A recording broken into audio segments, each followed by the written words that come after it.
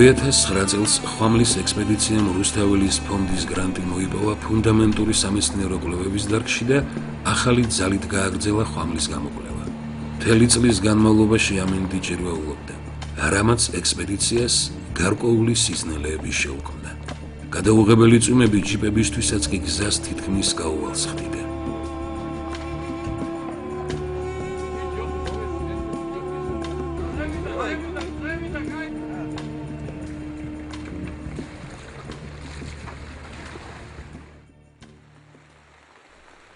ხვამლი ამინდის ღმერთის ელიას სამფლობელოდ ითვლება.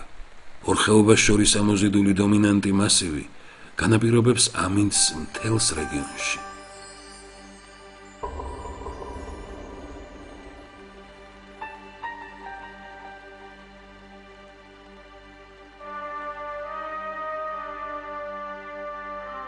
ექსპედიციის მიზანს ხვამლის ზედა ტერასის დაზვერვა წარმოადგენდა. გეოლოგები ვარაუდობენ, რომ ხვამლის მასივში განივად უნდა იყოს უზარმაზარი ცარიელი სივრცე. ჯერჯერობით, მიუხედავად ჩვენი მცდელობისა, მისი შესასვლელის პოვნა ვერ მოხერხდა.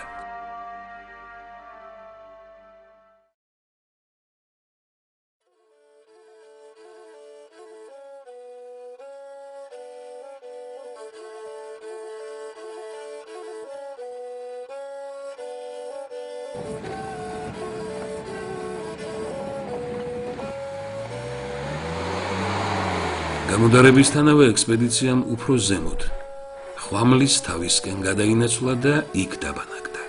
ცოტა უდედი ნასვენების შემდეგ კი გამოქვაბულების და ნაპრალების დაზვერვა გააგრძელა.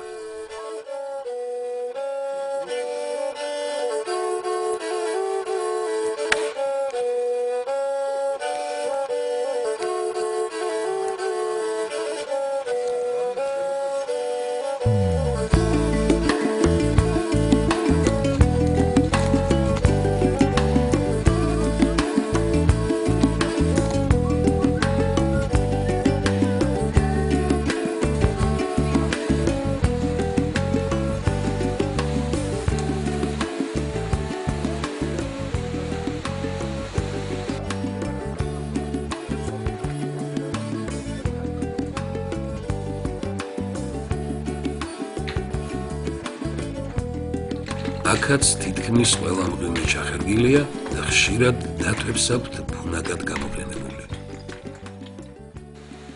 ასე ხარ აქ დათვებს შევეჭამო?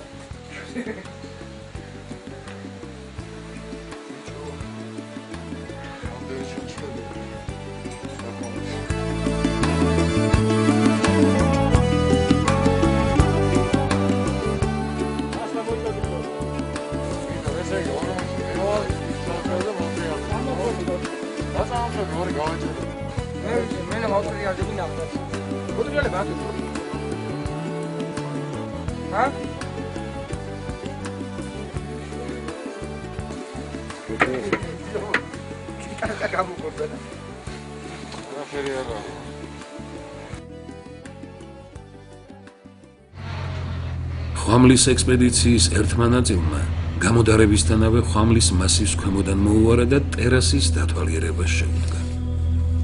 მთელი ზეგანი მცენარეებითაა დაფარული და ხშირად თითქმის გაუვალია.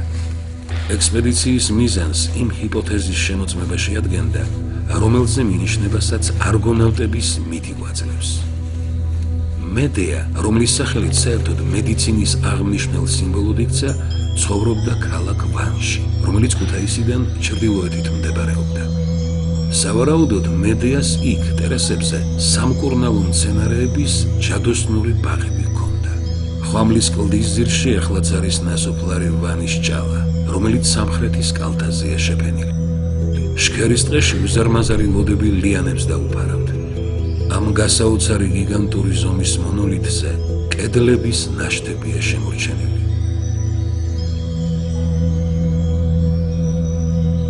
კარიბჭის ფორმა და მშრალი ქვის წყობის კედლები გვაფიქრებინებს, რომ იგი უძველეს დროს უნდა იყოს აგებული.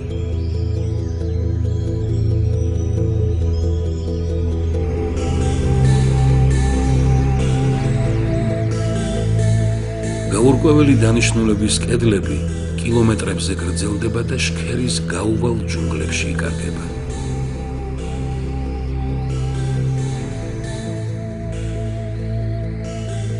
მიტოვებული ტერასები ხვიარა მცენარეებს დაუფარა. მიუხედავად იმისა, რომ ახლა ყველაფერი გაველურებულია, სპეციალისტების შეფასებით აქ სამკურნალო მცენარეების ნამდვილი ელდორადოა. იქნებ მართლაც ამ ადგილას იყო მედეას სასახლე. იქნებ აქ დაამზადა მედეამ პრომეთეს სისხლის წვეთებზე ამოსული მცენარისგან ჯადოსნური წამალი და იასონს გადასცა.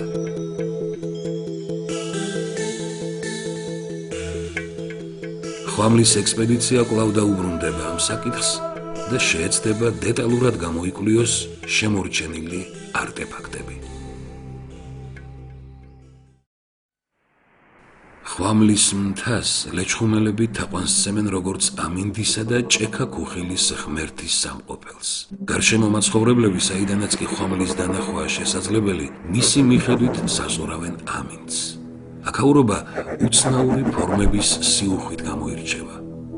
ეს ვეება ლოდები ხელოვნური ქანდაკებების შთაბეჭდილებას ტოვებს.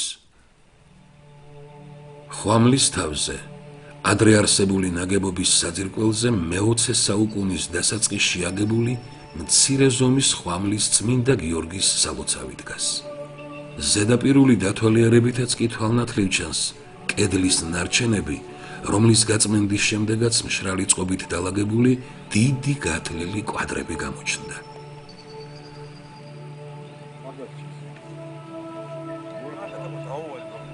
ზუსტად სალოცავის აღმოსავლეთ ღერძზე კი ქვის ტრაპეციული ფორმის კარიბჭე აღმოჩნდა. მსგავსი ფორმის კარიბჭე ძველი სამყაროს ძეგლებზე ეგვიპტესა და ახლო აღმოსავლეთში გვხვდება. ამჯერად მხოლოდ მისი გაწმენდა მოხერხდა. ყველა კითხვაზე პასუხს კი ხვამლის თავზე სრულყოფილი არქეოლოგიური გათხრები გაგცემს.